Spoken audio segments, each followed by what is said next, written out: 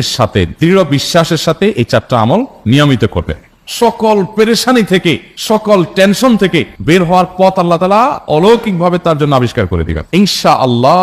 গুলি মিস হতে পারে, আপনার দোয়া মিস হবে না। আমি এমন এক ভয়াবহ বিপদে আছি যা থেকে উত্তরণের কোনো পথ আমার সামনে খোলা নাই। এমন কোন আমল শিখিয়ে দিবেন যে আমলের মাধ্যমে এই ভয়াবহ বিপদ থেকে আমি রক্ষা পেতে পারি। ভাইরা আমার, এই ধরনের প্রশ্ন আমাদের কাছে অহরহ আসে যে এমন বিপদে আছেন যে বিপদ থেকে আসলে রক্ষা পাওয়ার জন্য আপাত দৃষ্টিতে কোনো পথ উনি দু চোখে দেখতে পাচ্ছেন না, এক কথা দেয়ালে পিঠ থেকে গেছে। এইরকম পরিস্থিতিতে একজন ইমানদার আল্লাহ রাব্বুল আলামিনের কাছে তার এই সমস্যাকে তুলে ধরবার জন্য কয়েকটা আমল আমরা বলতে পারি, যে আমলগুলোর মাধ্যমে আল্লাহ তাআলা ওই অসম্ভবকে তার জন্য সম্ভব করবেন ইনশাআল্লাহ।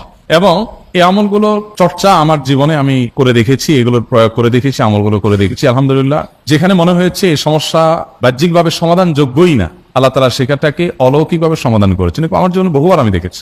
এরকম চারটা আমল আছে যেগুলো আমরা কোনো বিপদে পড়লে, নারী হোক, পুরুষ হোক, পারিবারিক হোক, আর্থিক হোক বা নিরাপত্তা সংশ্লিষ্ট হোক, যে কোনো সমস্যা হোক, যদি আপনার মনে হয় যে দেয়ালে পিঠ থেকে গেছে, কেউ কিছু করতে পারছে না আপনার জন্য, আপনি পরিপূর্ণ ইয়াকিনের সাথে, দৃঢ় বিশ্বাসের সাথে এই চারটা আমল নিয়মিত করবেন।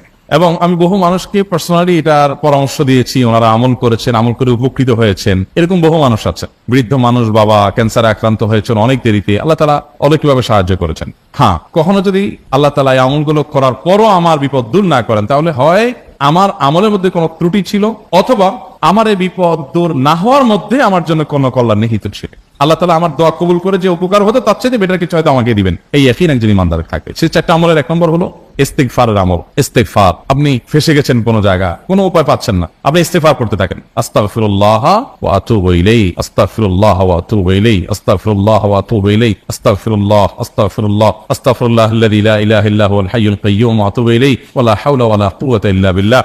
اللهم انت ربي لا اله الا انت خلقتني وانا عبدك وانا على عهدك ووعدك ما استطعت اعوذ بك من شر ما صنعت ابو لك بنعمتك علي وابو لك بذنبي فاغفر لي فانه لا يغفر الذنوب الا انت সাইয়্যিদুল ইস্তিগফার। এভাবে যে কোনো ইস্তিগফার করতে থাকেন, আপনি বেশি বেশি করে আল্লাহর কাছে ইস্তিগফার ক্ষমা প্রার্থনা করতে থাকেন, খুব বেশি আপনার দুই ঠোঁটে অনবরত আপনি চাইতে থাকেন আল্লাহর কাছে ক্ষমা। এই ইস্তিগফার সম্পর্কে নবী করিম সাল্লাল্লাহু আলাইহি ওয়াসাল্লাম বলেছেন, মান লাজিমাল ইস্তিগফার, যে ব্যক্তি ইস্তিগফারকে আঁকড়ে ধরবে, আঁকড়ে ধরা মানে কি, এটা ছাড়বে না, সেই করতেই থাকবে অনবরত। টয়লেটে যাওয়ার সময়টা, ঘুমের সময়টা, খাওয়ার সময়টা বাদে, অবসর নামাজের সময়টা বাদে সারাক্ষণ সে ইস্তিগফার করবে।